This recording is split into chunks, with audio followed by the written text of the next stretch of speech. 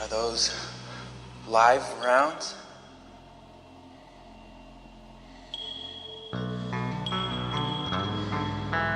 .762 millimeter. Full metal jacket.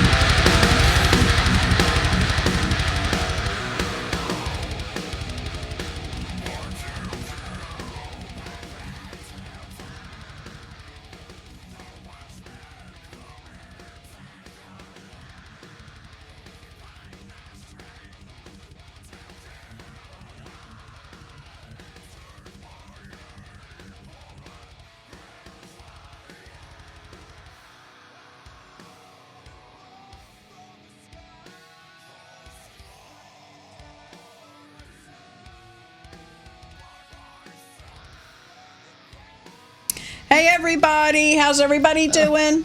Welcome to Living Hopefuls Recovery Chat. We have guests tonight with us, and they're going to be sharing their story, strength and hope. And I do ask that you please be respectful. You will be knocked off if there's any disrespect during the show. Knocked off? Ooh. I ain't messing around. Please, we do not discuss politics or religion. And, I hope everybody had a great Friday, a great week. Welcome to this Friday. We will be back again next Friday, as we are every Friday from 9 to 10:30. Tonight, we're just going to share we have Renee here at the end and Tracy here in the middle. They are going to share their stories. And please, if you have any questions or want them to expand a little bit more on anything that they may have said, please send a comment in. We will be watching the comments. If you want to talk to either one of the guests, myself, Pappy, or Rich, you can give us a call in at 267-737-8031. If you do call in and you do not want your name mentioned, you just say, "Hey, I'm Joe Bag of Donuts," and you will be good. If you do send anything in through comments, anybody that is on the feed can see the comment. Just want to make that, put that out there for anybody that is doing the comments. And we're going to start off. I believe Renee is you're welcome. up first. Sure. So we... Or try. I don't care who goes. Just figured you should lead, but that's fine. That's fine. So here we go, guys. Again, we're watching the comments, and I will mention a comment if you have a question for either one of us. I'm just supposed to start talking now? Whatever you want to say. Okay. Hi, my name's Renee. I'm an alcoholic, drug addict. I have a sober date. It is August 7th, 2014. So God willing, next month I'll have 7 years. I have a home group. I actually have two. I'm in two fellowships. I do CA and AA. I have the Somerton United Methodist Church is the Monday night. That's my CA meeting. It's from 8 to 9. It's a great meeting. And I do an AA meeting. It's the Langhorne Action, and it's Tuesday nights from 7:30 to 8:30. So, both a 12-step fellowship, and it's obviously it's what I do. It keeps me sober and it keeps me grounded. So, I guess to touch a little bit on my story, I grew up in the area. I'm from Bucks County. I have 2 siblings, one sitting next to me, and I have she's my older sister, and then I got a younger sister. I'm not really sure where to look right now, so it's like super awkward. I don't know what's happening. I think you're there. So I'm just kind of, okay, I see it now. I was like, I'm not really sure where to look. Let's see. And he'll bounce around. Yeah, okay. People are complaining you're not looking into the camera. I know. I was like, where is the camera, though? There's so many things here. I'm like, it's a little overwhelming. That's fine. I'm starting to sweat a little bit, but that's okay. We're good. So I'm from the area. I'm from Bucks County. Like I said, I grew up in, 2-parent household.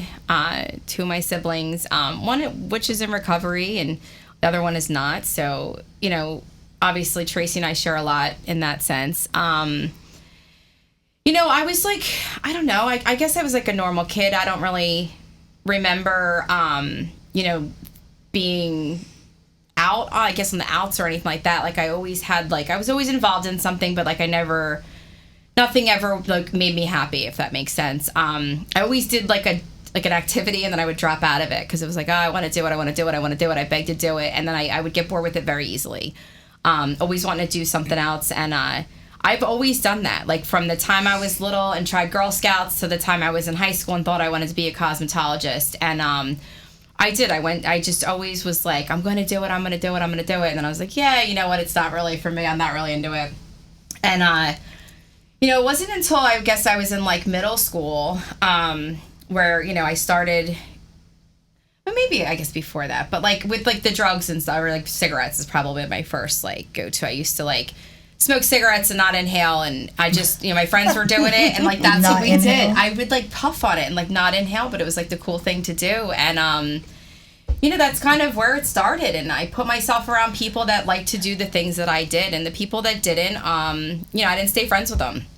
And that's the truth, because I wanted to do, I always wanted, I always say this, I can never have just one of anything. So, anytime I did anything, I remember, being in middle school and taking, a handful of sleeping pills. I was, 13 years old.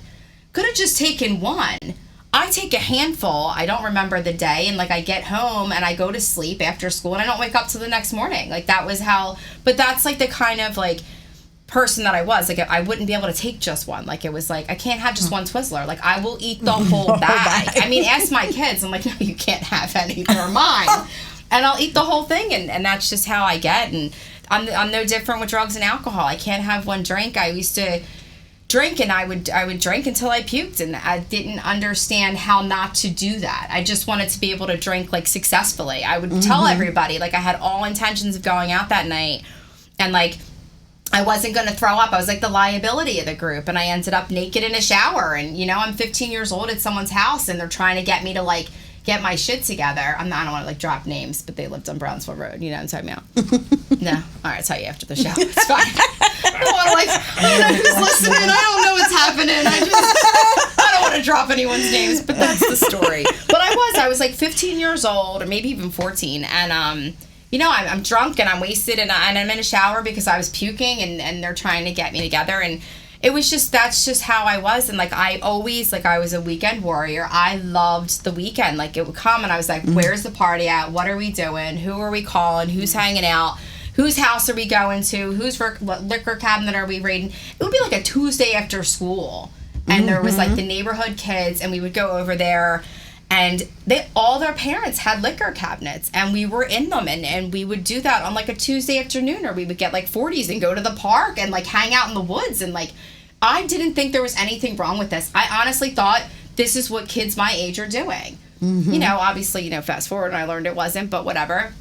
And this carried on all throughout high school. It was the same thing. I didn't really care about school. I'm not a very I'm smart, like, to a degree, but I'm not like somebody. I'm really bad at math, but I'm not like somebody that like.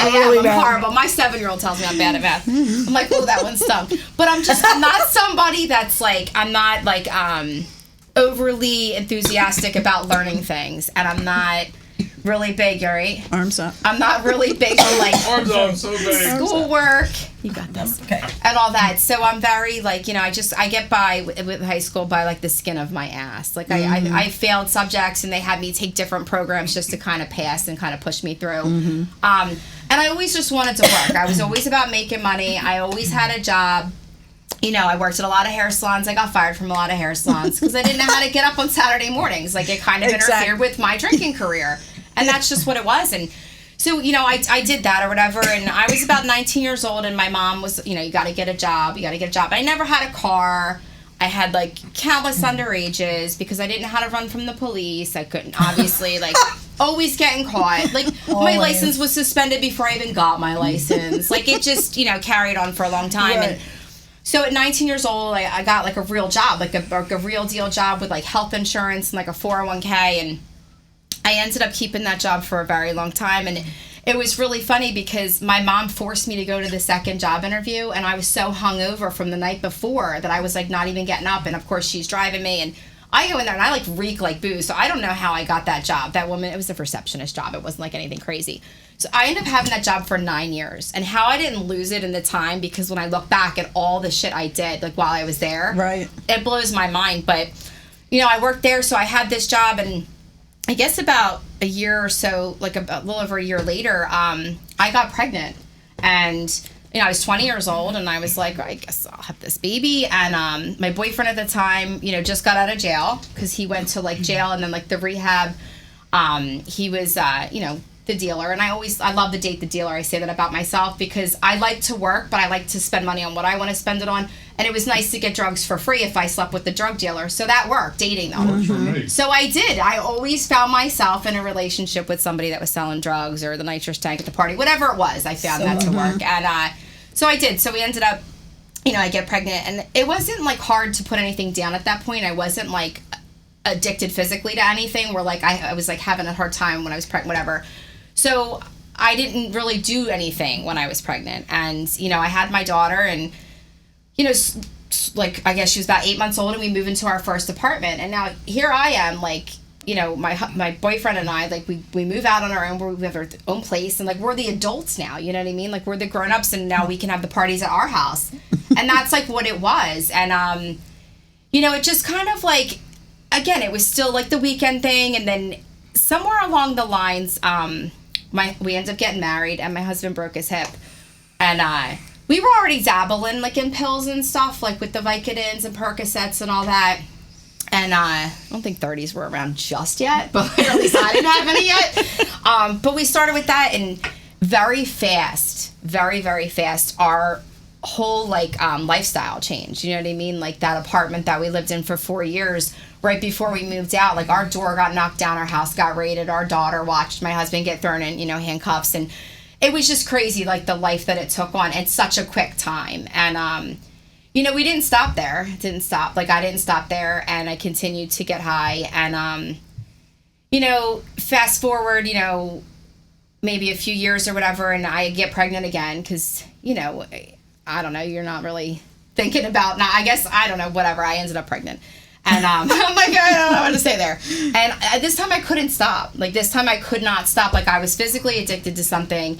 I didn't tell anybody what I was doing. So, like, it was just my husband that knew. Again, the drug dealer, because he sold them, and, like, that's what we did together. I'm very codependent. Like, this was the kind of life that I lived. And, I tried taking Suboxone. I was like, I'm just going to kick it at home. And I couldn't. And I kind of, like, kept myself, like, steady, I guess you would say, throughout the whole pregnancy. Well, and by the grace of God, like, my daughter was born okay. As far as I know, like, to this day, she's 11 years old, and, so far she's okay. She was born healthy. Like, but, I mean, it's still something that, I'm not obviously proud of, but it is what it is. Right. And, but it's just to show you, like, the powerfulness of the disease. I could not stop. I love my child.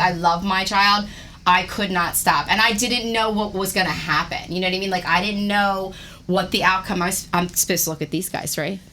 I am. I'm looking at you guys. You're It's good. really funny. You're good. But like I didn't know what it would be, and I still couldn't stop. And then, it just escalated from there. And then after I had her, like now I lost that job that I had. I got laid off, and I had a whole new like pocket full of money from a 401k that I had a very long time putting money away, and I took it all. I took all of it, and it was probably, I want to say, within a year, I spent an obscene amount of money on just shit, like just complete bullshit and drugs and alcohol and all that. And I found Adderall, and that is probably what broke me, because like the pills were good, right? But like I needed more. I needed something more, and I was getting tired, and I needed like that upper. So like I found Adderall when my second daughter was about 4 months old. I remember I was like doing laundry, and then my husband came home with it, and I'm like, this is my moment. Like I can do it all with this. Like I could cook dinner, I could do the laundry, I could play with the kids at the park. I was like the soccer mom, you know what I mean, without the van at that time. Right. And I did that, and then it became so crazy that like our lives were just when I say unmanageable, it's like an understatement. Like we were literally like, we would beat the shit out of each other. Our kids were there. There were screaming matches. Like my parents would have to get involved. Like my siblings would have to come over, and like I would tell everybody it's because he's a drug addict and he's on drugs. And the whole time, like I'm not admitting to anything. Fast forward, social services, because someone, obviously needed to like look out to the best interest of my children, because my husband and I weren't. Like we were actively using, and we were walking right over them to get to the next place we had to be. And social services, came into our lives, and I had to, so I was 30 years old at this point with 2 kids, a husband, and no home. We were asked nicely not to re-sign a lease. And we had some kind of craziness that we were buying this house, and I honestly to this day, Tell the story. I don't even know like how it happened, because we were just so out there. Like you when you're getting high, your reality is so distorted that like, and when I look back, I'm like, I don't know why people weren't saying something like, dude, this isn't normal, but no one said nothing. And for a while, and we were like buying this house, and we were moving stuff. We were like moving stuff into it, and we were like my husband was like fixing it up. Like we didn't even buy the house. Like we were like, the one day I like went there with my kids, he's like sleeping on like a bench. We had no furniture. It needed all this. I'm like, when I look back, I'm like, it's just so twisted and crazy and insane. It's insanity is what it is. And that's the way that we lived. And like, it was just crazy though. I can't even, like, it just blows my mind when I think about it. But so we were like, had all of our stuff in like a box, like what is box cars? We like rented one of those, and all of our stuff was in there. And I mean, there's a story like my daughter will tell. My oldest, she remembers, she was probably like 8 at the time, and she remembers like me chasing down a box truck thinking it was my husband. Like that's how crazy it was, like. So the social service people or whatever, DHS or whatever you call them, they get involved, and I had to come clean. Like at that point, they were like, we need a drug test from you in order for you to make us go away. And I kind of felt like cornered, and I was like, oh, okay. So I sat my mom down, and I go, I've been getting high for years, and I need help, and like I can't pass a drug test because I can't stop taking pills, and this is what I am and whatever. So, we had to move into my parents' house, and it was just crazy because like you would think that was a low point, like I have to move in there. I wasn't allowed to take my kids anywhere by myself. I worked with my younger sister at the time, and she would have to pick us up every day, take my daughter to daycare, take me to work. And she was like, and I was just such a bitch, and I was so nasty and so mean because I was getting high, and now everyone's in my face too. You know what I mean? Like I have to live there with all these people, and I'm like, I don't want to do this. And that went on for a couple months, and then I got to a point where like I had like this moment. I was like trying to Google how to pass a drug test, because I had never, aside from like underage drinkings and like things like that, like I'd never been in trouble. I never had to take a drug test in my life. Right. So I was like, I'm going to take a drug test and I'm going to fail. Like I can't stop. I can't, like I'm not going to pass it. And then they're going to take my kids for real, right? And I'm living with my mom. I'm living with my dad. Tracy's living there, and she's got her own shit going on, and she's got 2 kids there, and it was just craziness, like pure insanity. And I just had like this moment where I was like, I'm just gonna stop taking shit. Like, I'm done. Like, I have to stop. Like, this isn't the way to live. Like, I'm done. And I like cold turkey quit at my parents' house and detoxed like in my old bedroom or your old bedroom, whatever.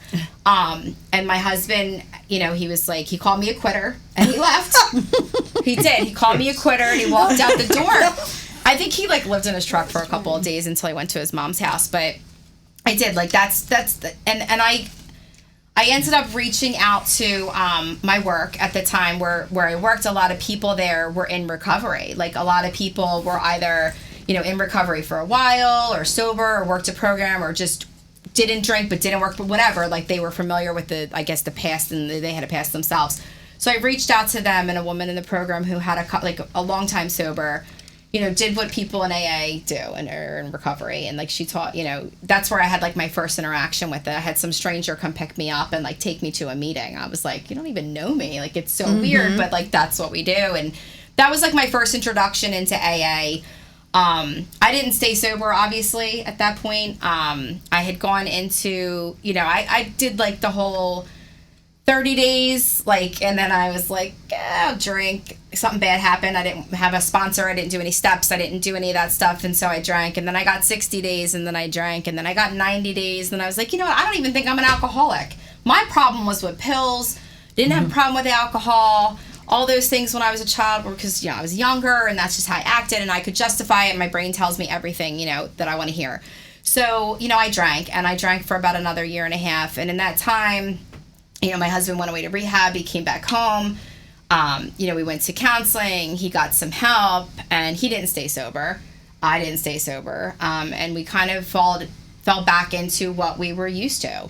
And, you know, I guess it was 2014, and his mom had passed away. And now his mom, my mother-in-law, was like the person that like, we would take anything and everything from this woman. Like, she would fill our oil tank in the winter because we couldn't pay our heat. She would help us get Christmas gifts at Christmas time for our kids because we didn't have money to get it for them. Like, she carried us through, and that was gone. You know what I mean? Like, that was no longer. Right. So, like, we were to a point where, like, we didn't have anybody else to go to. And that was probably one of the best things that could have ever happened is that, like, I mean, not the best in that sense. Like, you know, I miss her immensely. But, like, for us to be, like, to a point where, like, we kind of had to, like, figure it out on our own. And, you know, my husband went away to rehab again. And I went to my sister's house and had a glass of wine because, like, that's what I do. I don't know how to function. I don't know how to deal with things unless I'm high, unless I'm drunk. And that's what I did. And at that point, I was like, I'm just not going to drink because I'm going to keep him sober. And I really thought that was going to be the case. So his date's August 6th. Mine's August 7th. So we joke he's got one day longer than me, and it kills me. But whatever. Whatever. But, like, in the beginning of all this, like, I really thought, like, I was just going to not drink, and I was going to keep him sober, and that's how we were going to live our lives. And, like, I would dabble here and there in AA, and I never got a home group. I never went through steps. I never got a sponsor. I never did any work. And, you know, I had like 4 years sober this way, right? Almost 5, I think. Almost 5 years sober. And I was like miserable. I mean, I was so miserable, like, that I was like, I just want to drink. Like, I don't want to live. I don't know how to live this life this way without being drunk. Like, it just wasn't fun. I was miserable. The first year wasn't that bad. Like, I could do it. I was like, you know, dabbling in and out. It was like the years that came on, and I had another child, and, you know, I was home taking care of her, so I wasn't, like, working a full-time job, really. And, like, I was, like, working at night and I was miserable. And, you know, my husband was like, go get a home group and go get a sponsor and go do some steps. Like, that's what you need. And he was right. And so I went, and I did. I had almost 5 years sober. I went to a meeting. I asked a girl that I really liked what she had, and I liked, she's happy, and, like, I'd heard her story. Like, I knew her a little bit. And, you know, I asked her to be my sponsor, and she brought me through the steps. And, like, since then, like, my whole life has changed. And, like, in a way that's, like, I still had everything at that point. Like, I had a home, you know what I mean? Like, I had my kids. I was sober, but I was dead. Like, I wanted to die, like, the inside of me. It was just horrible. And, you know, like, going through the steps and like sitting with her and like learning about what's wrong with me and why I am the way that I am and why I do the things that I do, and like because I will be an addict in any aspect, even in today. Like I will go and I will spend money that I don't have on shoes that I don't need. That's very common. Because it fulfills me. It's It your makes addictive me. personality. It's that instant Some gratification. people go and exercise. They Yeah. become total exercise Yes. freaks and end up hurting themselves. Yeah, I know. You know, I probably should do the exercising No, thing, but just give me an I example. don't know why I can't Just get do the shoe that. things because I love the Buying things you shoes. don't need. I mean, Yes. I know people collect shoes. I know a guy that buys sneakers. You got hundreds of pairs of sneakers. And that's like, yeah, and like that's where I get that, like, I just want the instant gratification. I just want what's going to make me feel good in that moment. Right. And like, really, I should probably like go talk to somebody in recovery, go to a meeting. very But like, common. I learn all this stuff, and like, Right. there's days where like I do, like I'm human, I fall short. You know what I mean? Like I do forget that. Like, I mean, I have a brain that tells me all the time, you're not even an addict, an alcoholic. You're none of those things, Renee. Like, you're fine. You can go live your life again. Like, when is this going to be over? Because you think it's like you come in here and like you get help and then it's done. Right. Think you're fixed. Exactly. You're fixed. And it's like an everyday for the rest of your life, all the time process that you're constantly working on. And like, I've seen that. Like, I've seen that with women that I've met that have come in here with 12 years and like have gone back out and like thought that they could drink or thought, you know what I mean? Like, and I have a brain that tells me that same exact thing. And I have to like reiterate to myself, Right. like over and over again, like that over and over again, like that 24-hour, there's the 24-hour, there's a book. I do the app because was that no one heard You're me good. something on here. It's on my phone, and every day it goes off at 8 a.m. I start work, I work from home, and every day at 8 a.m. and I read it, and it reminds myself that I am an alcoholic and that Right. like I have to continue my day knowing that like I'm an alcoholic, and that's okay. Like, it's okay, because for a long time, like, I wasn't okay with the fact that there Right. was something wrong with me. Like, there was something different about me. I didn't want my kids to know that I had a problem, even though like my now 17-year-old daughter lived through, I mean, I was 10 and a half she was 10 and a half when I got sober. So like, she's seen all of it, you know what I mean? Right. She remembers a lot of it. The other two don't, but like, at the end of the day, like, I'm not as embarrassed as I was. Like, I'm not ashamed of who I was, and Right. I'm not ashamed to sit here and say like, these are the things I did, because it wasn't me. Like, I was in that disease, I was sick, and I Right. was suffering. Definitely. But like, I got myself out of it by the grace of God, you know what I mean? By the people in these rooms or Yes. out there or whatever, and a lot of people in recovery. Like, it's just amazing. Like, and I feel bad for people now that aren't addicts. I'm like, I Right. feel bad you don't have that. Like, you don't even know. Like, we have a book that tells us how to live. I have people that are going to call me out on my shit. I have plenty of people to put me in my place, whether I want to hear it or not. Like, but it's, to me, I'm grateful for it. I'm Right. grateful for the relationships I build in these rooms, for the women that I've met. Like, I can't, like, I'm just so grateful that this is my life today, and like, I don't have to feel like that shame and that guilt and that remorse, and like, I don't have to feel that way anymore, because I know that there's like an easier, softer Right. way. And I love it. I love AA, I love CA, I love any of the A's. And there's, I mean, even like being on the other end, I just did the Nar-Anon, right? Nar-Anon it's called. For the families. For the families, and like, it was amazing to go there and kind of get their perspective too, because I felt that way. Like, my sister's in recovery, you know what I mean? Like, there was times where we were on that same page. Like, my husband's in recovery. Like, there was times where like I dealt with that same stuff, and like, it's everywhere. It's everywhere, and it's just it's so much better to know you're not alone. Right. And I And think that's I follow Nar-Anon. I'm not real big on Al-Anon, and only because my loved one's issue was heroin. So I just couldn't connect alcohol with Yeah. the narcotics. So I follow the Nar-Anon. I do not do their meetings. I don't like that fellowship type thing, but I work their workbooks, I read their books, and Live and Grin has their parent family group, which is what I go to. Yeah. And that's where I got my strength from, is the parent group.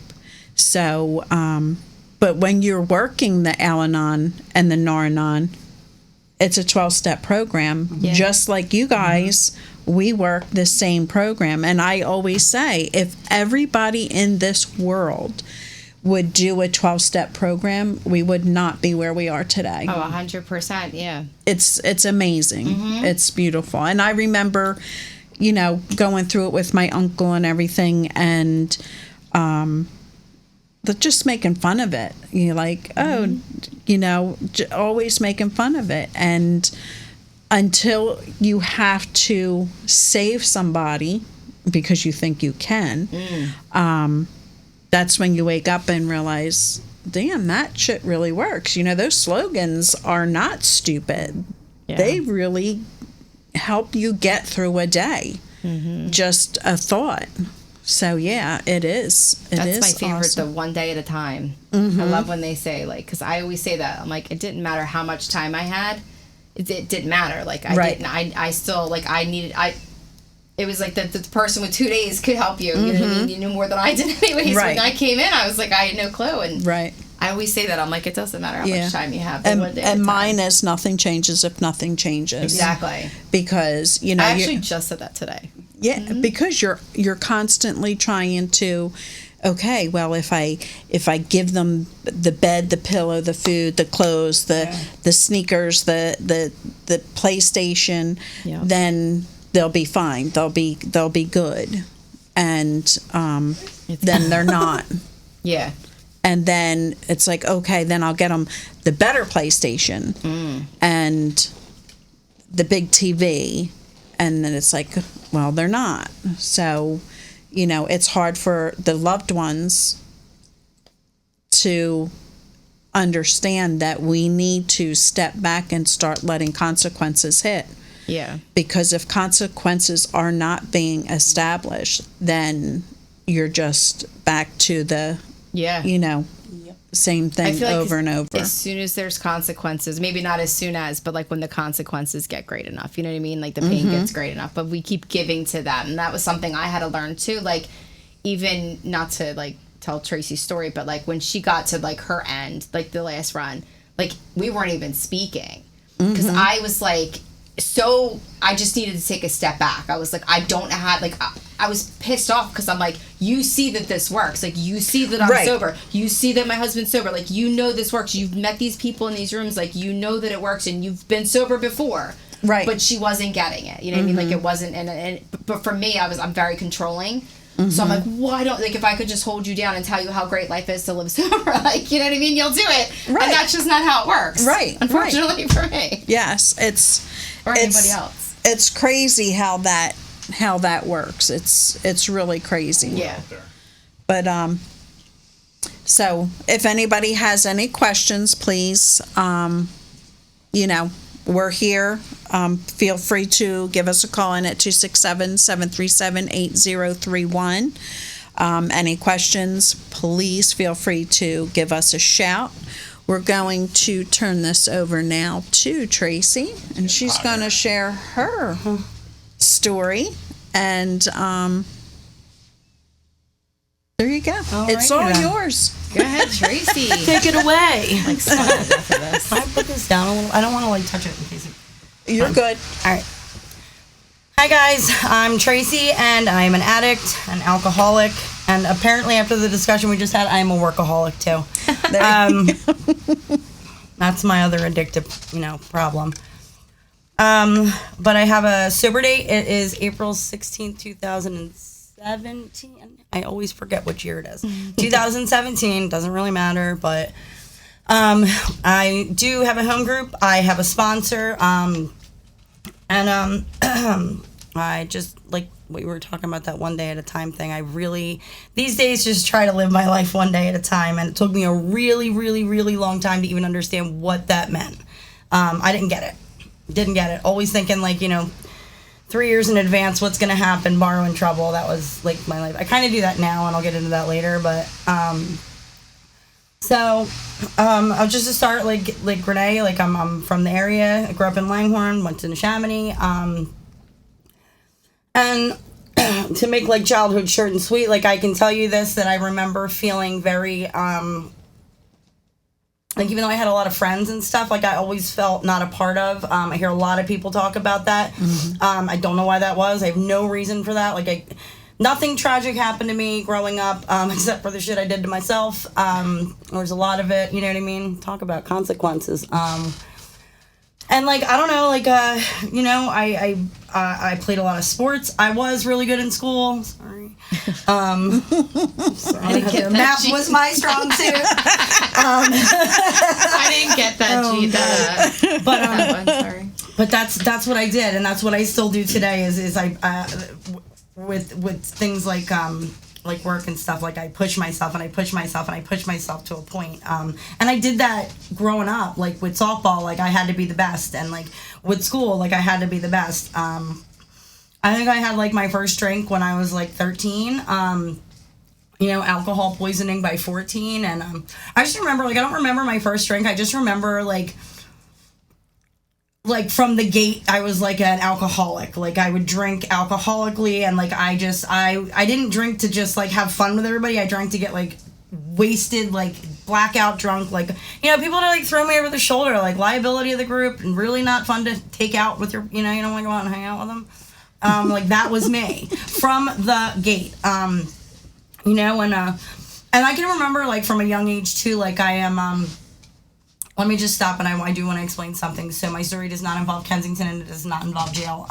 My story actually revolves a lot around me wanting to die.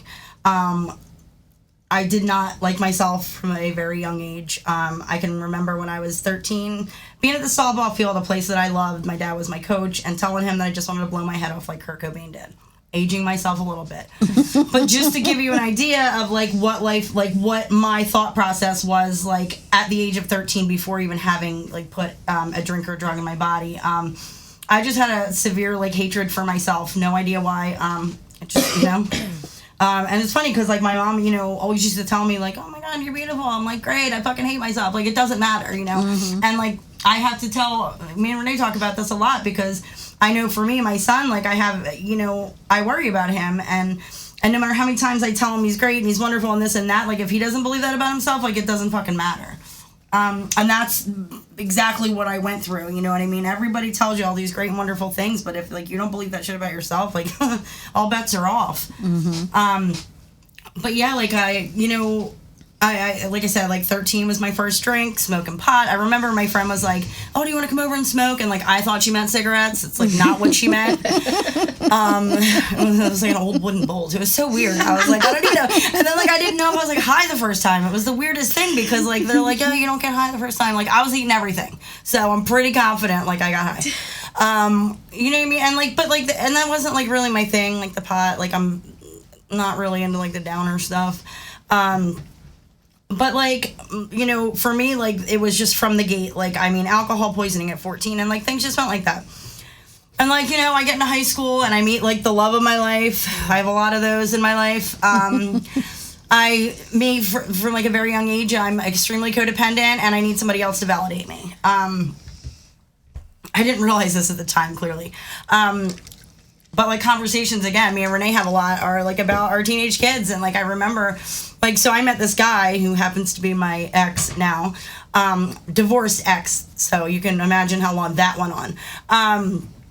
And, like, I met him, like, you know, we were, like, 16 years old, and we got together. And, like, slowly but surely, I started, like, giving my friends away and, like, giving my life away and, like, stop going to school and, like, stop playing softball. And, like, nothing really matters anymore because all that matters is, like, we're going to get married. And that's going to be great, you know?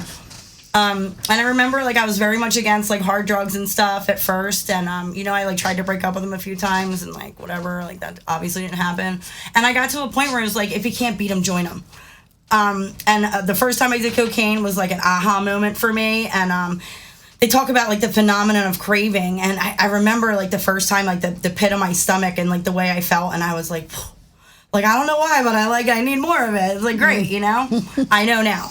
Hindsight's always 20/20. But like for me, so that's like kind of how my life went with the cocaine, you know what I mean? Like I said, I was a liability when I drank, you know, nobody really wanted to be around me, and it came to a point where it was just like I would hang out with the boyfriend and like all of his guy friends and like me because like I could drink with the guys. Like I've always been like more of a tomboy, so like I felt like comfortable. It's fine. Okay. Totally fine. Totally fine. I'm trying to send Erica the link. Sorry. You're good. Now I lost my train of thought. No. Tomboy. Oh.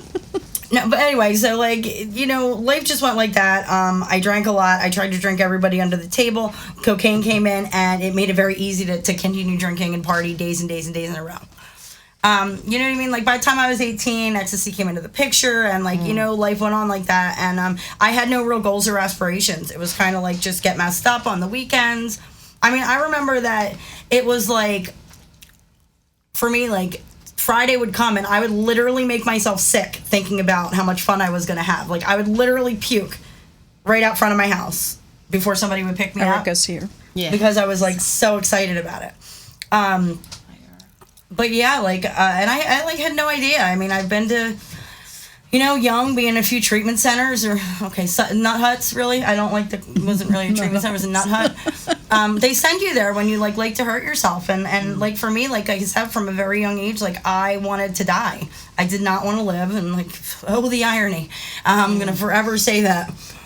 But like I did, like I just, you know, numerous times, like I tried to hurt myself, you know, while drinking and under the influence or whatever. And I remember going into like one of the nut huts. I think it was after I took like a bottle of blood pressure medication. And I remember going in there and like the first like meeting that they had in there, and it was like, you know, everybody's there to like get help, and I like raise my hand and I'm like, I just want to learn how to do drugs and drink like socially. Like I was like 21 years old, like no fucking clue. I'm like, I can't believe someone didn't punch me in the fucking face.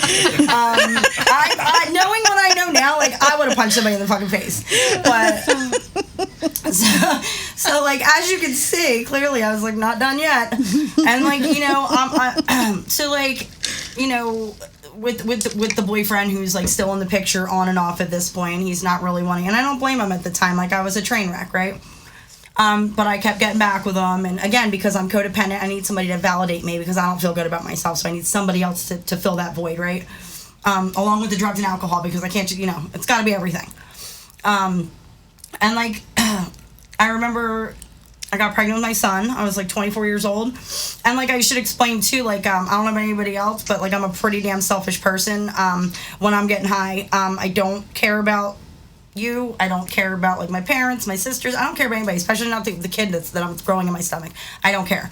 I remember, you know, I was like, I just found out I was pregnant, and we went to a wedding, and I like begged I begged him at the time. I was like, I just want to do a couple lines, just this and that, blah, blah, blah. You know, the baby will be fine. Like, no, Trace, no. But like, I didn't care. Like, it wasn't, to me, it like wasn't relevant at the time. It was just like, it'll be fine. Everything will be fine. I've heard of people that did coke. I think somebody actually at the wedding told me that like their brother had twins and she did coke the whole time. So I was like, sold.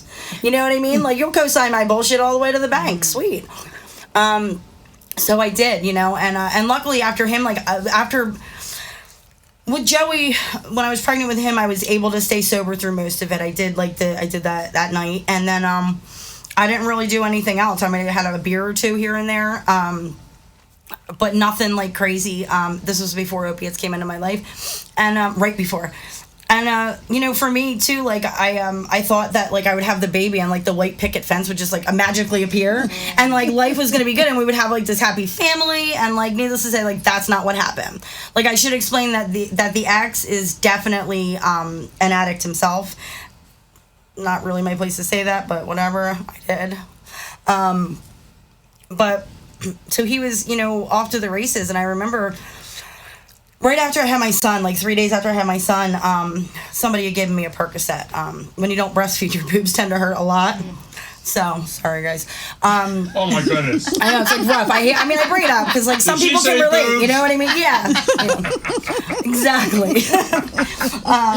But like I had really bad pain there, and somebody was like, you know, here you go. Go back. Like that was it. Right in my mouth, you know what I mean? And from that point, dude, it was like off to the races. So now I have this brand new baby. I have no idea how to take care of a baby. I don't really want to take care of a baby at this point. Like, you know what I mean? And he's out like doing his thing, and like, you know, it was rough. It was really hard. I've never felt so alone in my life, and like it should have been like the happiest time, and it wasn't. Right. So like it didn't take long, you know what I mean? That was when 15s, 30s, all that fun stuff was coming around, and I got on board with it. I didn't have the luxury of having, you know, the dealer as the boyfriend. No, we couldn't keep it together long enough and like not owe people money. So it wasn't even like it was like, dude, it's a really bad investment. You know what I mean? Like, don't go there, Joe. Like, we couldn't do it. Nobody would even spot us. It just wasn't a thing. And like, so like, again, like life progressed like that and life went on. And I think my son was about 3 years old, and I was like nannying for one of my friends' sisters at the time, you know, and nobody knew I had anything going on. I was still able to like kind of keep it under control, like where people didn't know, you know, I could hide it real good. And I thought I was having like a stroke the one night, and it turns out I just like, you know, I wasn't. I'm just severely anxious. And at that point, I was like getting all these prescription pills from the doctor, you know, and I thought like it just got so bad that night that I wound up the next morning calling an 800 number in the phone book, and it was a rehab in Florida. So I was like, okay. And I had just gotten married like 4 months before to my ex, and oh God, like I didn't get married for the insurance, like everybody seems to think. Like that wasn't why. I generally like loved him at the time because like I was, you know, like hi, and like I mean I love him as a person, you know, whatever. Right. We can't talk about that right now. It's still fresh, you know what I mean? But you know, I called the number. It was a Florida number. I come home and I'm like, I'm going to rehab. Like I need to get myself together. I need to get better, right? And I get on the plane and I go, and like within 3 days, like I told you, I'm like codependent and I need other people to validate. Like there was this really nice guy in rehab that like wrote me a love letter. So I like did the nice thing, and I like called the husband at home and told him we weren't going to be together anymore. Because I wanted to be with the guy in rehab. I'm not a big fan of rehab romance. I've learned a thing or two from that. But like, so it was funny. It's not funny, but like, so I did stay sober the 3 months I was down there. But in that 3 months, like I knew that that the husband was home with my son and he was doing heroin. Like I knew it. I called Children and Youth on him, and at that point I was like, my family should take care of my kid. I'm trying to get sober. Like how entitled and how like selfish of me. You know what I mean? Like not thinking I'm like, well, I'm doing the right thing. But like I wasn't. Like I was down there like literally like hopping balconies to like bang the dude. Sorry. Right. But like that's what it was, you know what I mean? Like talk about fucking delusional, man. Like I was sober and like hopping balconies. Like, I'm not even kidding. Like from one to the other. And like so like we, you know, like I came home after about 3 months, and like when I came home, like I stayed in touch with the guy. We were so in love. He like sent me flowers to my job like a month after being home or whatever. Like I should tell you, like I thought I was moving to South Carolina and getting married to this guy because that's where he lived, and like getting my son and moving there, and that's not what happened. Instead, what happened was like I came home and I got to be like 6 months sober, and my one friend was like, you know, oh, Trish, you can do meth, you know, like it's not your drug of choice. I was like, oh, sure, like knowing full well, like I've taught this, like I know, like it's all bad, but I'm like, nah, you're gonna co-sign my bullshit, all right. And you know, I did that a couple weeks in a row, and I think it just did something to my brain at that point, like said, and like I don't just until this point right now, like I didn't think about like how that just like That receptor, turns it right on. Receptor just And, wakes up. But like I had a job at that point. My mom was taking me to work and fighting with me every day because she had to take me to work. And I got so upset the one night that I like left and like went to the bar and had like six shots of Southern Comfort and lime, and then proceeded to jump out the third-story window. Again, because what I like to do when I'm messed up is hurt myself. I don't typically like to hurt anybody else. Usually just me. The dimple in my face is not from birth. It is a battle wound. Along with tooth missing, you know, the things, but like they're good reminders for me at this point. You know, so I jumped out a third-story window. So what happens next is Percocets come back into my life and all that stuff, OxyContin and all that stuff, blah blah blah. I got to like 2011. I don't know. I'm like 30 years old, and I'm back and forth with the ex, and you know, like the husband at the time, and like you know what I mean. I've been to a few more nut huts. I just couldn't get it together, obviously, because I didn't want to get it together. Let's just be honest. And, you know, so I I got pregnant again. And at this point now, I am, you know, doing a lot of meth. I'm doing the opiates too. Actually, I was a really good addict. I used to be like, I can't do both. Like, I don't want to die. Like the fucking logic. Like, I swear to God. Like, on my life, like, I can't even make this shit up.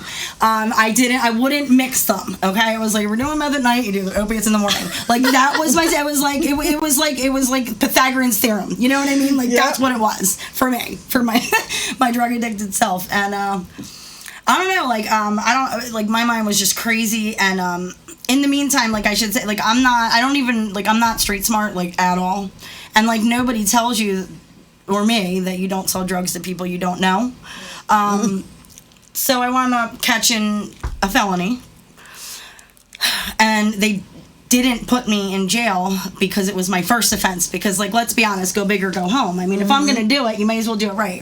Go for the gold. And, like, that's what, you know, but that's, like, where, like, addiction takes me. You know, making ridiculous decisions, not thinking things through. I had been up for 2 days prior, and, you know, I was like, cool. Like, honestly, I was like, if I hold on to this and don't sell it to the guy, I'm gonna do it and then owe somebody $100. I got no money. Like, I can't pay for it, and, like, Lord only knows what happens then. Right. Like, I didn't, you know. So I get the felony, and I get the PO, and I'm very honest and upfront with this guy, and I'm like, listen, I can't stop taking pills, and I'm pregnant. Again, I'm pregnant. And he's like, excuse me, he tells me I have to go to Aldi Counseling Center, methadone, whatever. So I get on methadone. I proceed to do that for a long time. And in the interim, you know, off and on again with the ex. I did really good for, like, the first year on methadone, and then, like, I got back with the ex, and, you know, like, things just went downhill because he'll co-sign my bullshit, right? And that's just how life went, and it spiraled, and it spiraled, and it spiraled. You know, I all I can tell you is the last time using was sometime around March 24th, 2021, like, using the meth. What year? 2017. Guys, it's the chemo, okay? Like, that's what I'm using as my excuse right now. Oh my God. That thing was right. You're good. And, It's the new meth. yeah, it's a new meth. New meth. It's new meth. Is what it is. But, like, I just know that March 24th was my son's birthday, and we at that point, like, I was like, let's go to Dave and Buster's, right? But, like, I can't go out and be, like, in public around people I don't know if I don't feel like, you know what I mean? I gotta get out of myself, right? So I go and, like, you know, get what I need, and proceed to stay up for, like, 3 days after that, right? And then, like, that Monday comes around. It's a Friday night. That Monday comes around, and, like, I'm still awake. I don't think I've drank anything or ate anything in 3 freaking days, right? I haven't slept, clearly. I mean, I'm like, it must be day 3, my ex used to say, because I'd be sitting at the end of the bed at, like, 3 in the morning, knowing he had to get up for work, and being like, why don't you love me? Like, why don't you love me? You know? I mean, I could understand why he doesn't love me. like, I wouldn't love me. Like, oh, it's a rough paper route, man, you know? And but needless to say, like, so that day came, and I was trying to blow my heart out. Like, I was trying my hardest to just continue doing it. And, like, for whatever, like, had I had a gun that day, I can promise you I would not be sitting here, because I was so out of my mind and just so wrecked. And, like, for whatever reason, God's got jokes for days and didn't want that to happen. And you know, so I called a friend of mine, my sister-in-law at the time. She was married to a guy that's in the program. And I asked them for help, and I remember I went over to their house, and, like, I mean, like, looking like a homeless person, disheveled, hair a mess. I don't even know, like, if I had makeup on or not. I don't know what happened. And I, like, sat down with him while he's eating dinner, like, this is like a normal Sunday dinner, and I'm just crying, like, bawling. I'm like, and then I go put makeup on. I was like, for what? Like, you just throw me a bone here, dude. There's no reason, right? And he takes me to the Summerton meeting, the Monday night CA meeting, and I went in there, got my hand up, and at this point, I'm broken. I'm done. I'm like I am going to kill myself. And I believe a couple days after this, I still wanted to die. Quite a few weeks, actually. Well, that night I raised my hand, and I was like, I just want to die. And I ran out of the meeting, and I just hysterically crying out of the car. And my brother-in-law, her husband, came out and was like, are you okay? I was like, no, like, just take the kids. I need you guys to take the kids. I just want to die. Like, I was on my way to Kensington and everything, so, like, I would have made it there, no problem.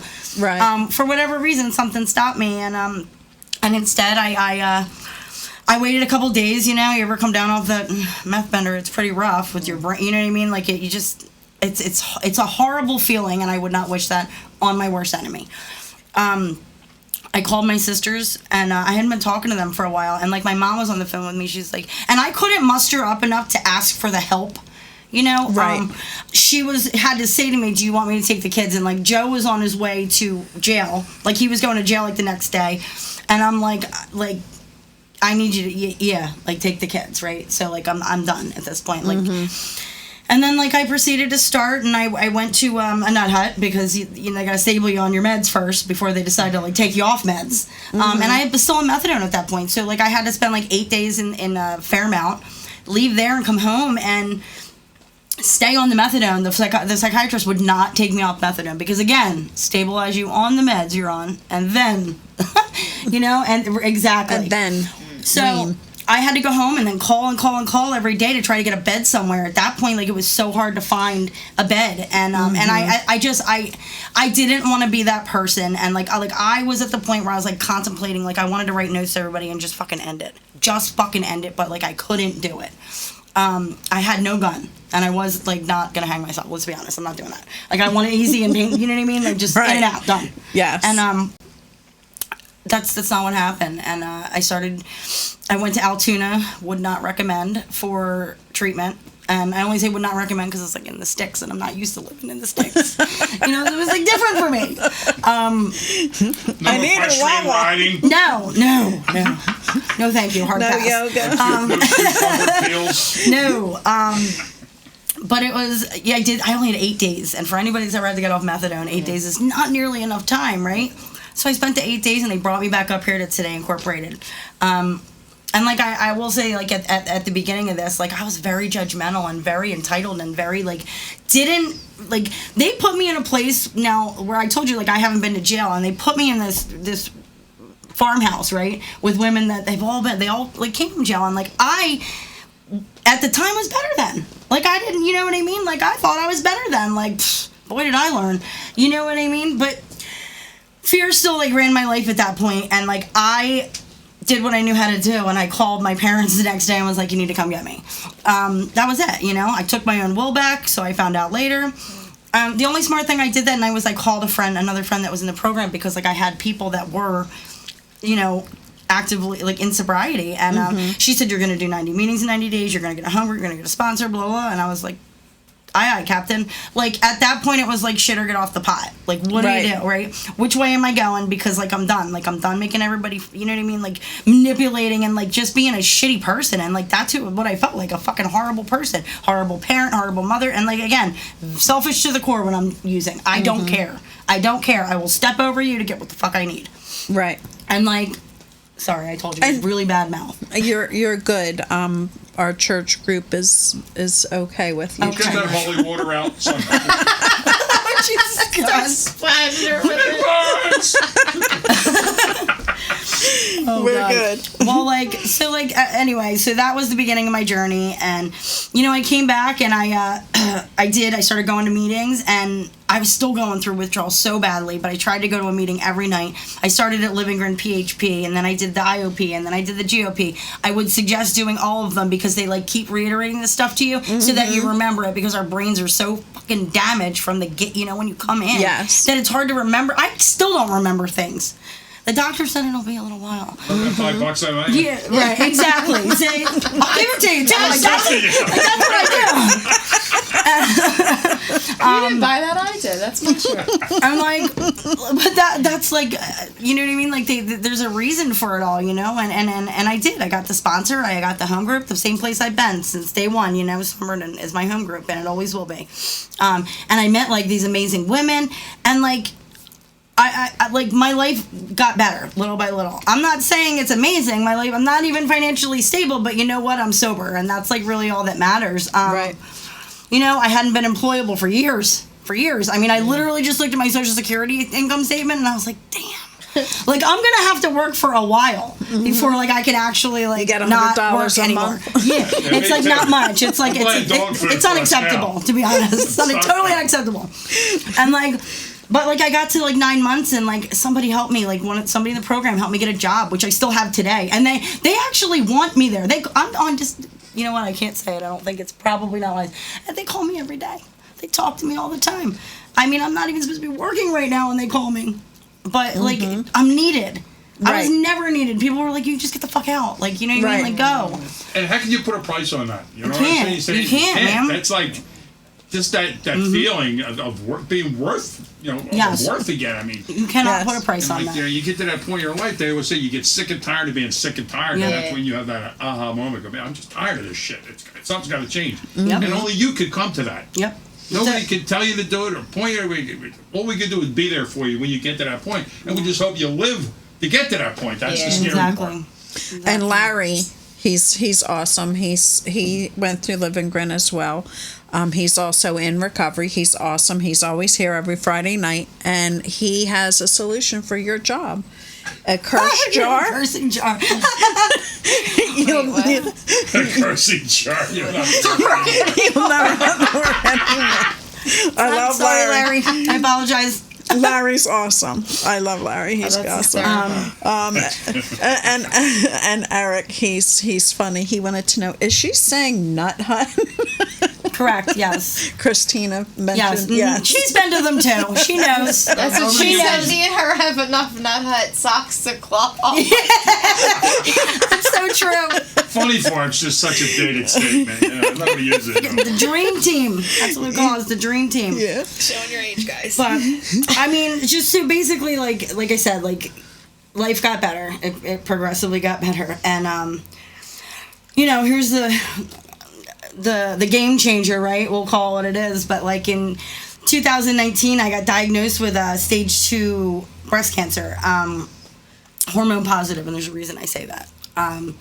But I went through like all this, I had to go through chemo, and I had to go through the mastectomy and the radiation and all that crap, and whilst however you say that, doing that, I had all these people, the support network that I had made in recovery, where like, I don't know about any of yous, but like my dealer wouldn't even give me a spot for making him dinner. Like, you know what I mean? Like, I'm not trying to be fun, but like seriously, like I didn't have people like that when I was getting high. Right. And like the amount of support and love that I've gotten from all of that, and like just going through, because it's like it was hard. It was tough. It was not, like, I like to say this, and Larry, again, I'm sorry, but like, just because you get sober doesn't mean life doesn't fuck you right up the ass. Right. Excuse my French, but it's No, the truth. I hear you. It's the truth. I mean, I'm sorry. Sing it, girl. It's Larry's fine. got thick skin. He can take it. But it's the truth. It's like you don't get sober and like life just magically gets better, and like your finances all come back, and like you get to buy a house. Like it doesn't work Right. like that. Like you have to work at it.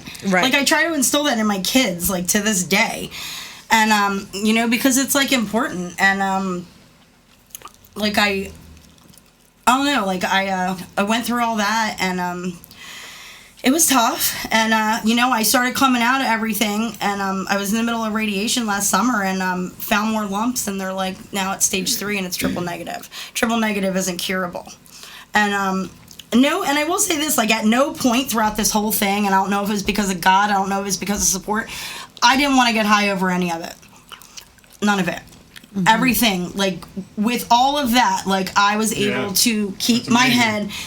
It's not, but it wasn't like me. Like it was like everybody. It was like a collective effort of like everybody like holding me up, because like you know what I mean. Like I couldn't do it on my own, and so now like that's where I am. Like I'm freaking bald and like no boobs.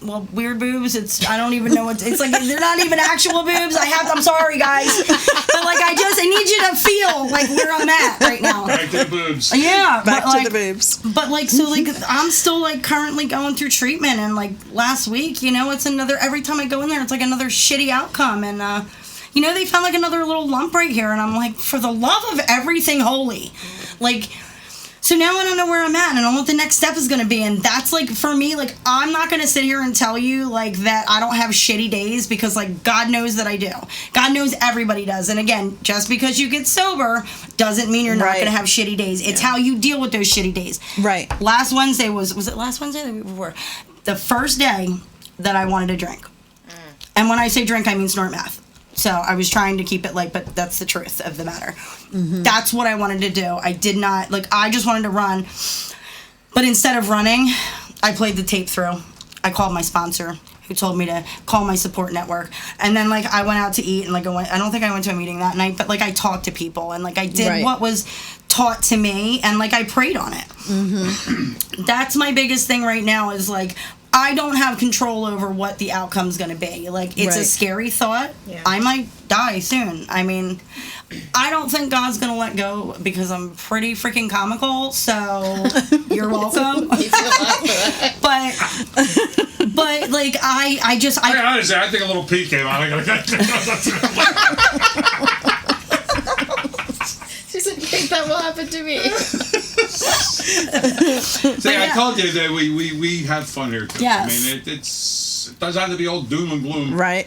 In life, I mean, you got to put some levity in it. Yeah. Keep you Honestly, sane. I feel like that's what's kept her like going through Sure. all this I think because it like did. a lot of Strong people enough. like you get sober and you're like the fun stops, right? Like because at some point it was fun. At the end, it's Right. usually never fun, and you're Right. at that point. But like you get to the, like what do you? I remember being like.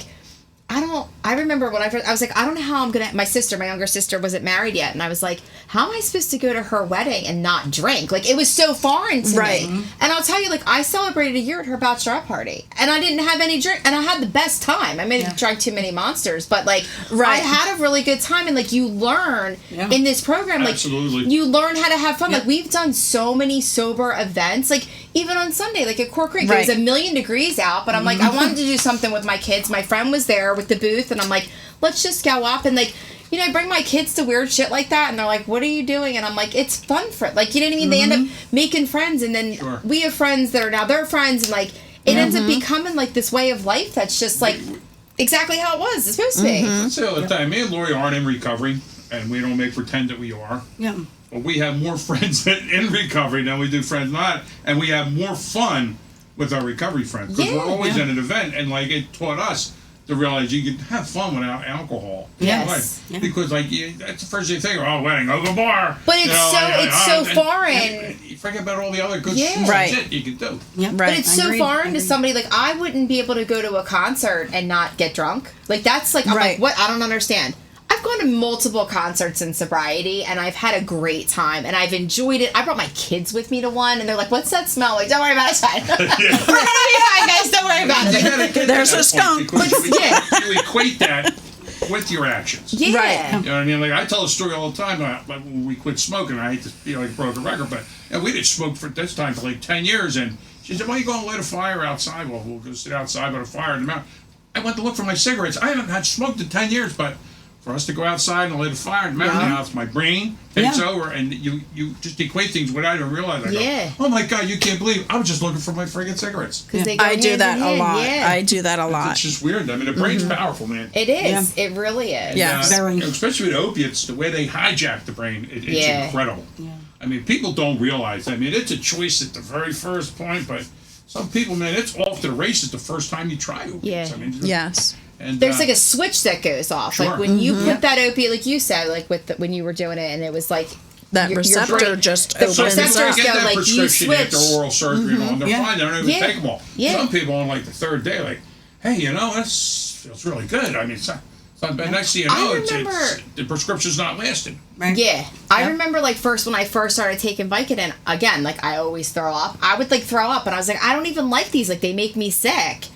And then I got to a point where like I would take them and like not throw up. And I was Right. like, oh wait, I do like these. Like I do like this feeling. And I enjoyed it. And like it happened so quickly the way everything unfolded. Yeah. Like it was like I remember being at my wedding and like my husband slipping a Vicodin underneath the napkin, you know, at the dinner at the head table. And I was like, I'll just take one, you know, my wedding night, like whatever. And I'm drinking and I'm throwing back drinks and that was fine. And then fast forward only maybe a year later and my door's getting knocked down by the police and my daughter's, you know, watching her dad get thrown on the ground and handcuffed. Like that is how How quick fast. Right. Yeah. it goes. Like it it is so quick. And I like even like not to like throw my husband's like story out there, but like same thing with him. Like I can remember so fast like him with heroin, and when you're in it, like, and you love somebody that's getting high, you have blinders up and you can't You do. see. Yeah, you do. You could have told me till I was you were blue in the face and he was doing heroin. I'd be like, no, he's not. I know this is not what it is. And like,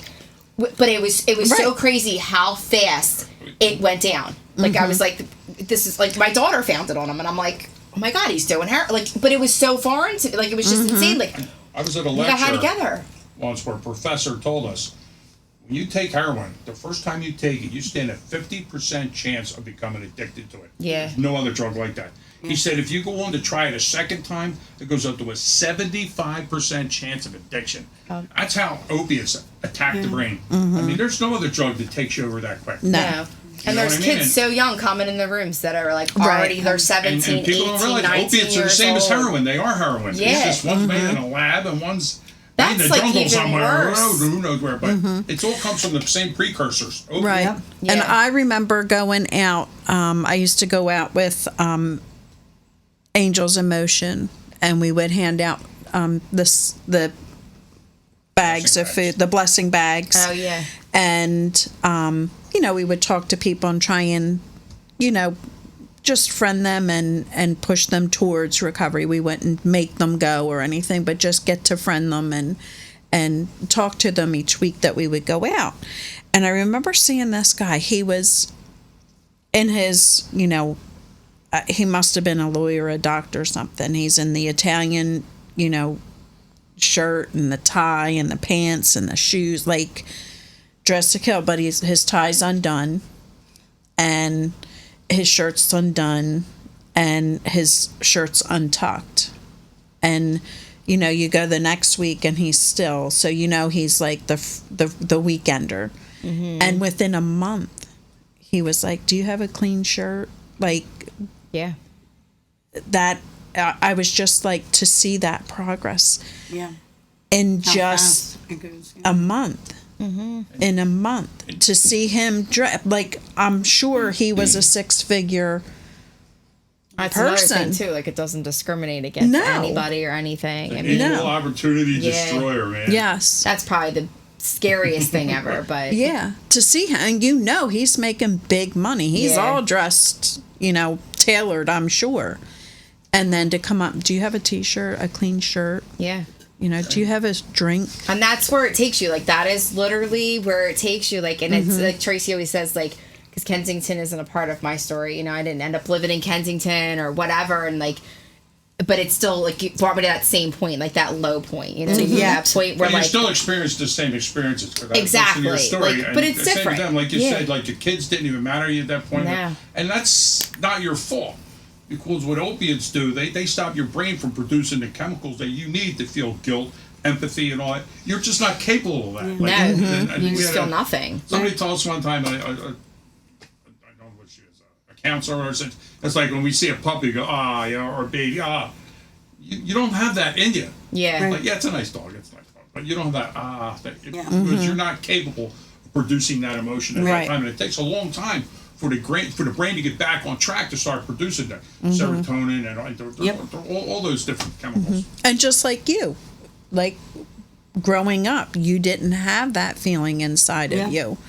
But I'm sure that you would see people reacting some way, like seeing the puppy, like, "Oh, look at that puppy," and like, Yeah. "Okay, that's the way I'm supposed to be acting," so Yeah. they don't know that I'm messed up. Yeah. Yeah. So you react like the people around you, Yep.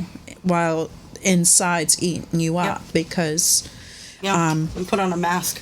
right, Yeah. and then you I can put play the part. right, That's it. and Yeah. you put that drug in your mouth, and it hits that receptor, and it's just like, woohoo, I'm happy.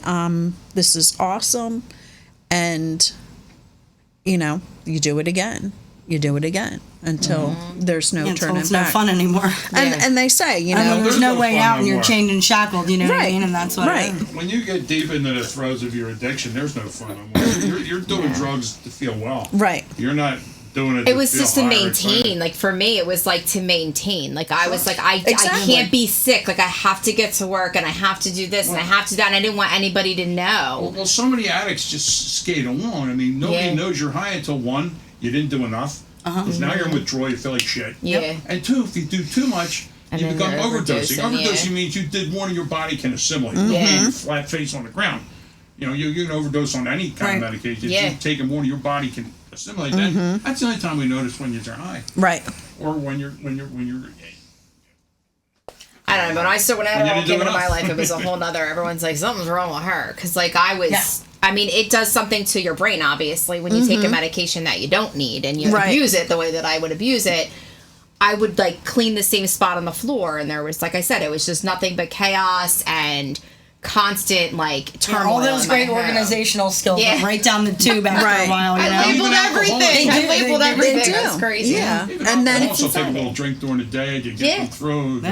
It just But you same don't even produces know. the same effect. No. Just Nobody maintain knows, but- maintenance. So That's you're- it. yeah, you're You gotta- maintaining you just it. coast along, Right. and you Yeah. go on for a long time. People don't even realize you're high. You know, they say, I'm a functioning alcoholic. You know Yeah. what that means? You got a job. That's all that means. Yes. You know what I mean? No, for a long time, I was a functioning drug addict. Like, I was able to go to work almost Right. every single day, was able to take care of my kids, and then, like, you know, everything kind of came crashing down like it does at the end, because at the end, like, my life started spiraling out of control. It was Because- unmanageable. It's always more, more, more. That's the whole point yeah. of addiction. I mean, it's always more, more, more. Yeah. And Erica, she says, where did it go? How about You were a great time. she was talking, but she was referring to the wedding because you weren't drinking. Yes. Thanks, sir. How about the move out day, The Renee? bachelorette party, too. The move out day was... I don't know what you're talking about. We, Oh, she's gonna rehash some stuff. Yeah. It's the youngest sister. Oh, God. is it? Oh, yeah. the apartment I was asked nicely not to re-sign the lease. We moved out. I think we like planned to do it on like 4th of July. We were like at my aunt's wedding the night before, and we're like, oh yeah, we were like all drunk. We're like, yeah, we'll move out tomorrow. And I packed up my dishwasher with like dirty dishes in it into a plastic bag and like moved that. Like that's the kind of thinking I do. You know Like how I you just understand, like, there was no insanity. But like when I tell you like the level of insanity Yeah. and the point of where I was at and like the things that I did, like the person that I was, like it's not who I am now. And like that's what I love the most about this program is like I've learned through this like how to be like a real mom, you know what I mean? Right. How to be like this mother that like my kids go through stuff and I fall, like I have failed. I call my oldest my trial and error kid because it's always like, you know, I don't know which way to go. I have to gauge off other people because she's the first one. By the time I get to the third, I'm sure it'll be fine. And I'm like, you know what I mean? Like I make mistakes along the way, but like I'm present and I'm there and I'm able to like be there. Like even though I was there, I wasn't a good mom. You know what I mean? Right. Like I was knotted out on my couch when I didn't have something for my, you know, and then my 2-year-old's wandering around the house by herself and my neighbor's like, what are you doing up there? You know what I mean? Like I'm not surprised social services were called on me. Like Right. that's how we behaved and that's not how you should behave when you have children. And they were in danger. But like that's the kind of person that I was. And then, you know, fast forward a little bit of work on myself and help and sitting down with a sponsor and like working a program and like talking to other women and doing all those things and learning like about my character defects and about what's wrong with me, why I am the way that I am, and then being able to be like a mom today, being able to help Tracy, like, you know what I mean? Right. Like had I still been getting high, I wouldn't be of any assistance to her. Right. I didn't barely speak to my other sister. I didn't talk like I was always talking shit on her because I'm like, you're a drug addict and I don't do anything because that's what I like to say. Meanwhile, I knew. Meanwhile, my husband's telling everybody that I'm getting high, and like I'm telling everybody that I'm not. So it was like obviously conflicting information, but it's the crazy. You know what I mean? Like it just goes to It's show the you, chaos like, of it. it is, and, And and it affects everybody. everybody. Everybody. It affects everybody, and I know, and I'm horrible. You know, I was the judgmental one. Yep. I grew up with it, and I judged until it hits home. You don't bother to get the education and Right. to try and help and figure it out. Yeah. So I'm blessed to work the program that I work because I know that I'm not in control and I like to be in control. Yeah. I like things done my way. Same. And, you know, this really helps you realize that there's something else in this world that's in control. So if anybody has any questions for our girls, please give us a call, 267-737-8031. And anybody has any questions, don't want to call in, pop it in. We So water's still cold. I got plenty of cold water back in the fridge.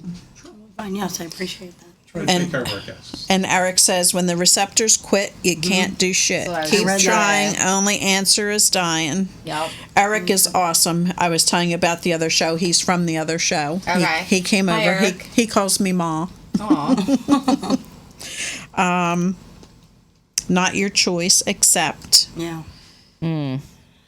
That's a tough one. Yeah. Yeah. We were just talking about that Wednesday night about acceptance and how hard, like, Yeah.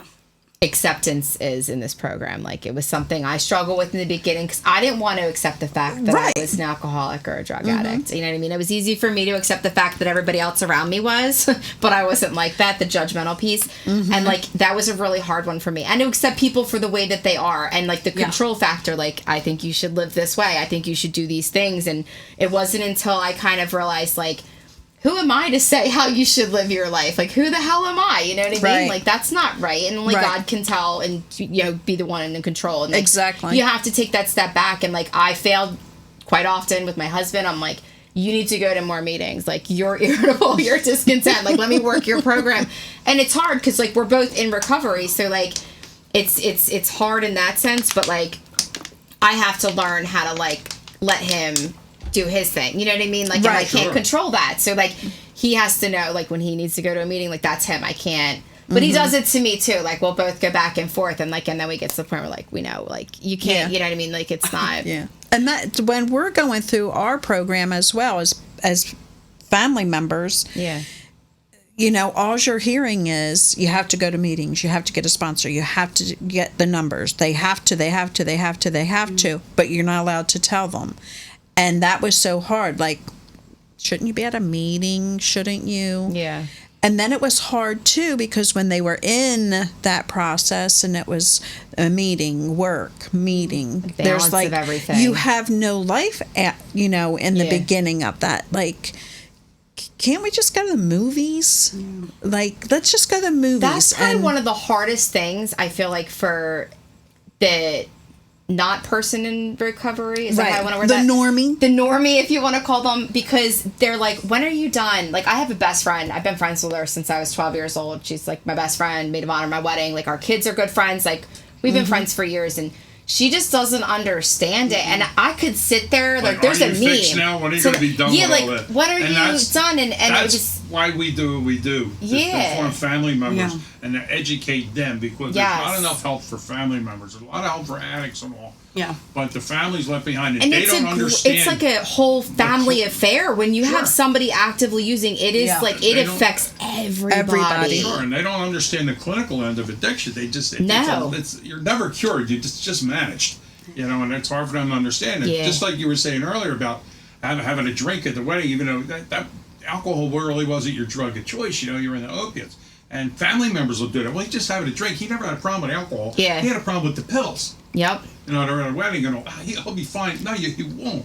You have to abstain from everything because it's going to lead you back to square Yeah. one. Yeah. And you know, like the guy said the other week with potatoes, I'm really in the mood for Sorry, mashed the potatoes. door's Somebody open. gives me instant mashed potatoes.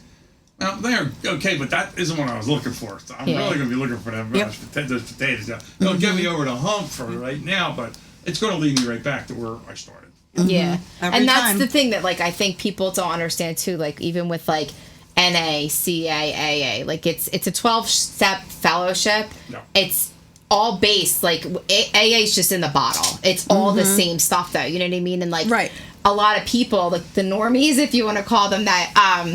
I feel rude when I say that, but like the normal people that don't, you know, aren't wired the way that we are, whatever, and they don't understand. Like, well, why do you have to go?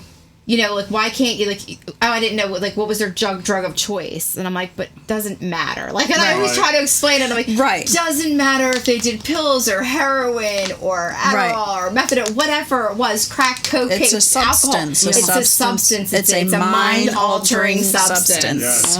And it's like the hardest thing. There's like a meme about it too, with like Right. all the numbers and stuff, and like trying to explain to yeah. somebody who doesn't understand addiction. And Family goes through the same thing. You Yeah. can't talk to your neighbor about it, about your child's And you don't addiction, want to because of they the- don't understand it. You're only going to be judged. That's what I was And gonna say, the judgment part, and yeah. they don't understand it. Like, you know, even like you can't even talk to your own siblings about your child addiction because if they're not aware of it or have any kind of education in it, yeah, it's going to go nowhere. yeah. Right. And I I, mean, go that's- blue in the face, like That's on why it's so good Facebook to have these when programs people are that surround judging. It's yourself like, with people Yeah. that understand where you're at. The same as My an mouth addict. gets like Yeah. yours. It's like, Exactly. but That it- is no. It's hard to not get defensive too. Right. Even like if you're an addict or you know, so, like I mean, I love my sister, I love my husband, and they're both in the room. So there was a point where they weren't sober. Yeah. And I would defend them. You know what I mean? Like I could say what I wanted about her, but God help me if you say that about her. You know, Exactly. Like, she's still my sister, and like Right. we have to remember that when we're talking about like addicts and alcoholics. Like it's still somebody's mom, it's still somebody's sister, it's Exactly. still somebody's father, like still somebody's brother, whatever it is, and like you know what I mean. And they're sick. They are Right. sick. They're no different than the person with like the disease that's sick and it's not Quickly, curable. right. And See, I don't get mad at people because I was that other person at one time. I grew up in a whole family of addiction, and I hated them all for it. Yeah. Bullshit. Why just put your shit together? Stop driving everybody crazy in the family like Yeah. this. Just man up, whatever. And you know, boom! Now it's trapped in my lap. It's in my own family, Yeah. and I was forced to educate myself on it. So I'd be a hypocrite everybody to get does mad that. at somebody. No. Because Yeah. I was them. But I think that's amazing though that you like educated yourself. You know what I Right. mean? Sure. Like I love my dad, Yeah. but You know why? he's 'Cause I like couldn't understand not. how No, this he's like, you happened on smoke my weed and watch. drink beer. Yeah. He like And doesn't. I did honestly, everything like, right. It never did anything. I was wrong. I just did the gonna same say thing all that. these years. We Yeah. did everything Yeah. right. I mean, we were no Bible thumpers, and we go out, we have our beers, and boom, it happened to us. How did this happen? Yeah. I have a hard time coming to grips with that. I mean, like, No. I mean, where did I fail? Yeah. Right. I literally And, just said that same thing about my 17-year-old daughter. And like, she's not doing drugs or drinking yet. And I say yet because I don't know what the future holds, but like, just the actions and what she's doing, I'm like, where did I fail as a parent that she's making these poor Right. decisions? Like, where did I fail? Like, you know what I mean? Where did I go wrong? How can I, you know, and again, the control and and here's my, and I say this every week, probably almost every week. It will never happen to me syndrome. Yeah. Like, I Yep. can steal this pack of gum. I won't get caught because I'm smarter than that. It won't happen to me. Well, I'm just going to have a beer because, you know, Yeah. I know that both parents are in recovery and they can't handle it, but I'm just going to have this beer because I'm smarter than that. They already told yeah, me. I won't make the same mistakes you did. Yeah. Right. I'm only going to have 6 beers. I'm not going to have the 12. Yeah. And that's with anything. That's with, you know, stealing a pack of gum. Like I said, it's the most bizarre thing. We were in Day of Enlightenment at Livingren, and that's a program that you have to go to in order to see your loved one in the treatment center. And they said that, you know, when a person overdoses and dies on the sidewalk, what do you think that addict is going to do? And I'm like, they're going to run away from that. They don't want to die. And they said, no, they're going to run, look at the Yep. stamp on the bag, and they're going to find that dealer with that stamp because they're smarter than him or her and Invincible. can do that. Is it invincible? No, it's invincible. It's just, and I was just like, get the hell out! Like, no way. And the more education you get, and it's like, oh my gosh, like Yeah. how twisted the mind is when it's taken over by drugs. It's Delusional. crazy. Yeah, It's absolutely crazy. delusional. The stinking thinking. You know what I mean? Stinking The delusional thinking that Yep. you get. Oh, yeah. Like, who packs up a dishwasher? You know what I mean? Like things like that are just not normal. Right. But it's not like, you know, you tell people, come over, help me move, and like I'm not even packed. You know what I mean? Yeah. Like, that's the kind of stuff you do when you're getting high. You're Right. not thinking. Like I remember my husband, I used to wake up and he would be staring out the window, and we had like handprints all along the outside of the window, and he's like, someone's out there and they're getting in my stuff, and I'm like, no one's out there. Like nobody was out there. Just like, no, I saw them, they're gonna come back, and I'm like, no one's there, man. Like go to bed. And like it's the crazy, it's insane. Like it's insane. Insanity. Yeah. It is. Eric says my family thought I was using when I was dope sick. Yeah. And you think like you. That's when My you aunt realize. says this to me all the time. you She's don't like, I say. always knew when you were high. I'm like, no. You knew when I wasn't high. Right. Yeah. She said all the time. Right. She says it. Cracks me up. 'Cause I'm like, you got it backwards. Yes. I'm like, if I was out and around and hanging out with everybody, Sure. things were good. I was on my game, you know? That's why, you know, I thought I understood addiction, being around it and all, and man, I didn't know what the hell I was thinking. It was like, I was totally wrong. Yeah. Totally. And Larry says it's like non-alcoholic beer to an alcoholic. I'm assuming that was the mashed potato thing theory. Sure. Yeah. That's a bad move, too. And Eric And says, those mocktails, Yeah. be careful with them. Yep. I mean, Along well, with- why? There's no alcohol in it. It's Yeah. the brain. It's the brain. it's the chemical it's and like mental. it's they say you have that, what do they say, like you have that drink before you have the drink, Right. Yeah. right? So like that's you've kind already of, relapsed you've before already you relapsed picked before up. you even made the decision to actually relapse. Yes. And to tell that to somebody just every day, but they wouldn't know what Right. they were talking about. It would make no Yep. sense. Right. Yeah. And Eric says, along with being dope sick at pissed me the hell off. They thought I was on drugs at the time, and when I was on drugs, everything was copacetic. Yeah. Yep. Copacetic. Yes. Copacetic. Oh, that word. That's my mama big static. Mama static, Eric.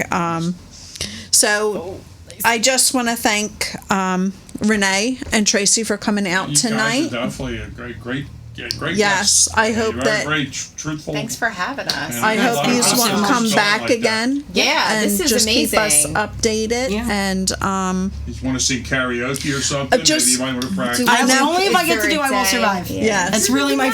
I'll take Whitney Not- Houston's. Remember? I know. Remember? We What can was make it arrangements called? with the I Will Always Love engineer. I will always love you. I tried to hit that. That was Dolly Parton's. I want to. I want to Whitney's. dance to that with my son at his wedding. I tried if to there sing ever it. is one, I but- tried to sing it at Busch Gardens. Yeah. Before we go, I just have a question. Do any of your children attend Naratine or Alatine? They don't. Okay. No, I think that my oldest probably would benefit from it. That's what I was looking. Like I into said, for Joey. I had my first, other than the Day of Enlightenment that I did myself with my mother-in-law at Living Ground back in like 2012. I've never done Al-Anon, Nar-Anon, any of that. And a friend Right. of mine who's in the program, his mom does and has been there for 5 years, and she asked me to speak. Like to come out and talk to them because sometimes they like to get speakers that people. So I said, okay. So that was my first ever. I was like, let me see your book. What kind of steps do you got? I'm like, oh, I'm familiar with these steps. Right. Oh, these traditions. I can. Isn't it It's all the crazy? same. And she's like, I have a sponsor. I sponsor people. I'm like, oh, this is crazy. It's like the same program, but for people that aren't in addiction. Like it's you know what I mean, Right. like are addicts and alcoholics. So it was like kind of crazy. But that was the first time I've ever had like a little bit. So I think if my daughter were to do something like that with other kids, We'll to send see Joey. that We'll she's send her not and the Joey. only one, because now you have to remember, like she watched our lives be Right. the way that they were Right. for 10 and a half years, and just because we chose to get better, she doesn't forget the things that we did. So she Right. remembers moving every year or every 2 years into a new place and never feeling like safe and comfortable, and you know what I mean, like, you know, her dad had did things to me and I had done things to him in front of her that were just not things that kids should see. And so like she's been through a lot of shit, and I want to be like, we're not doing that anymore. Like we you know, Right. we're sober now, we're living normal. this different life. Right. We're normal, and this is the way we're going to live our life. And there's just a lot of things that I'm noticing now. Like she has isolated herself and is, I think, scared to drink, like, and a lot of her friends that are drinking, she doesn't want to go around it because I think it scares her, Right. because she's fearful of what she's What- going to end up being, Right. like, given. And not fearful what she's going to see, because Yeah. she has seen that Yeah. on other hands. So I would love for you guys to come back one time and just talk about the kid part of it. Yeah. Absolutely.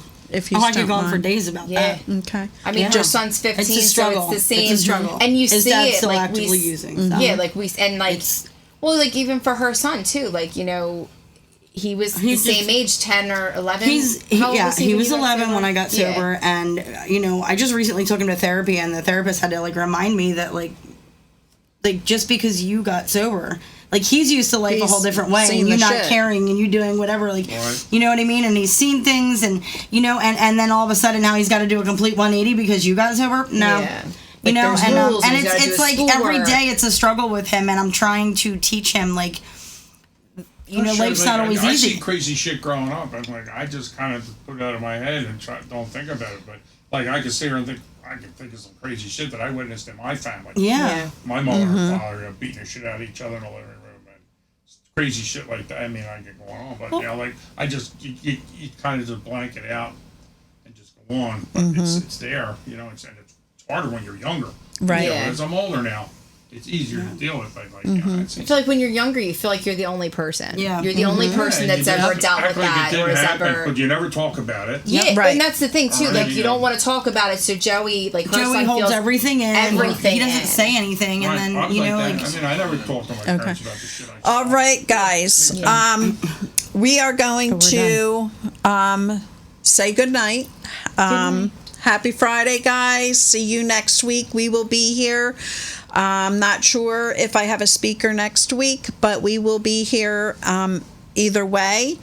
And I want everybody to have a great week. If you are struggling, if you need support, you can reach me at 267-737-8031. Please give us a call. And everybody stay safe, please. Have a happy 4th. Yes, happy 4th. Happy 4th of July. Yes, don't blow right. anything up. Don't lose any fingers. Just have a good time. And we will see you next Friday, everybody. Peace out. Peace out. Bye.